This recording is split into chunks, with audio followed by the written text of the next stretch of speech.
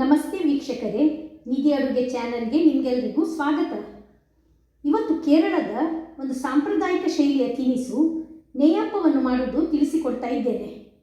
ಇದು ತುಂಬ ರುಚಿ, ಜೊತೆಗೆ ಸುಲಭ ಕೂಡ. ಇವತ್ತಿನ ಈ ನೇಯಪ್ಪ ಮೈದಾ ಬಳಸದೆ ಇನ್ಸ್ಟೆಂಟಾಗಿ ಹೇಗೆ ಮಾಡೋದಂತ ತೋರಿಸ್ತಾ ಇದ್ದೇನೆ. ಬನ್ನಿ ತಯಾರಿಸುವ ವಿಧಾನ ನೋಡೋಣ. ಹಾಗೆ ವಿಡಿಯೋ ನೋಡುವ ಮೊದಲು ಯಾರೆಲ್ಲ ನನ್ನ ಚಾನಲನ್ನು ಹೊಸದಾಗಿ ನೋಡ್ತಾ ಇದ್ದೀರಿ ಅಥವಾ ಇನ್ನೂ ಸಬ್ಸ್ಕ್ರೈಬ್ ಮಾಡಿಲ್ಲ, ದಯವಿಟ್ಟು ಸಬ್ಸ್ಕ್ರೈಬ್ ಮಾಡಿ.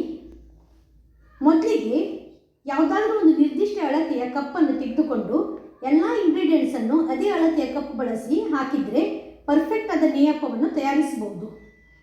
ಇಲ್ಲಿ 3/4 ಕಪ್ಪಷ್ಟು ಬೆಲ್ಲದ ಹುಡಿಯನ್ನು ತೆಗೆದುಕೊಂಡಿದ್ದೇನೆ. ಇದರಲ್ಲಿ ಒಂದು ಪಾತ್ರೆಯಲ್ಲಿ ಸೇರಿಸಿ ಅದೇ ಅಳತೆಯ ಕಪ್ಪಲ್ಲಿ 1/4 ಕಪ್ಪಷ್ಟು ನೀರನ್ನು ಸೇರಿಸುವ.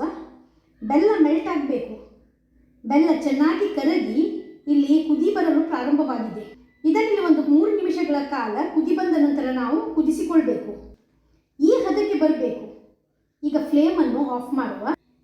ಈ ಬದಿಯಲ್ಲಿ ಒಂದು 2 ಬಾಳೆಹಣ್ಣನ್ನು ಪೀಸಸ್ ಮಾಡಿಟ್ಟಿದ್ದೇನೆ. ಇದನ್ನಿಲ್ಲಿ ಮಿಕ್ಸಿ ಜಾರಲ್ಲಿ ಸೇರಿಸುವ.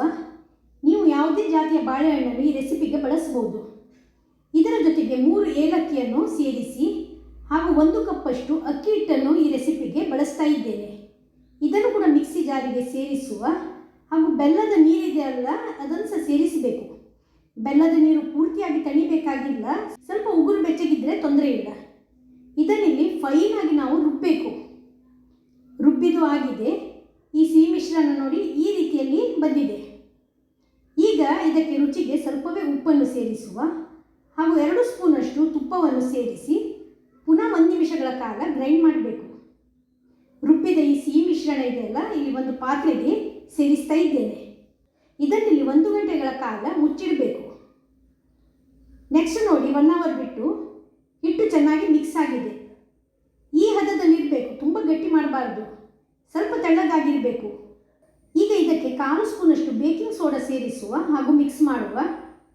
ಇದು ಆಪ್ಷನಲ್. ನೀವು ಒಂದು 5-6 ಗಂಟೆಗಳ ಕಾಲ ಇದನ್ನು ಫರ್ಮೆಂಟ್ ಮಾಡೋದಾದರೆ ಈ ಸ್ಟೆಪ್ಪನ್ನು ನೀವು ಸ್ಕಿಪ್ ಮಾಡಬಹುದು.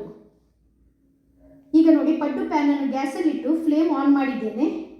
ಇದರ ಎಲ್ಲ ಭಾಗಗಳಿಗೆ ತುಪ್ಪವನ್ನು ಸೇರಿಸುವ. ತುಪ್ಪ ಇದೆಯಲ್ಲ, ಸ್ವಲ್ಪ ಧಾರಾಳವಾಗಿ ಸೇರಿಸಬೇಕು. ಪ್ಯಾನ್ ಕಾದಿದೆ.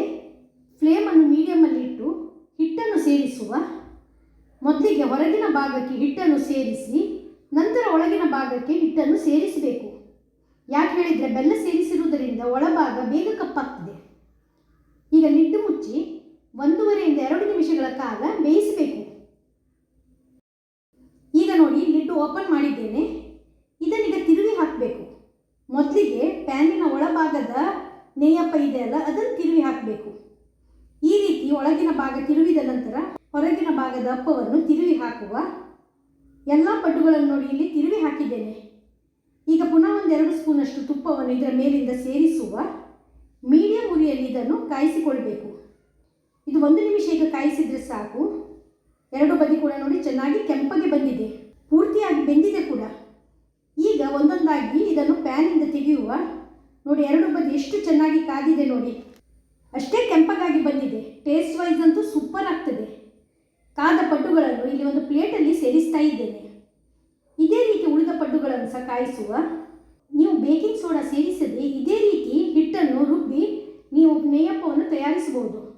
ಆದರೆ 5-6 ಗಂಟೆಗಳ ಕಾಲ ಇದನ್ನು ಮುಚ್ಚಿಡಬೇಕಾಗ್ತದೆ.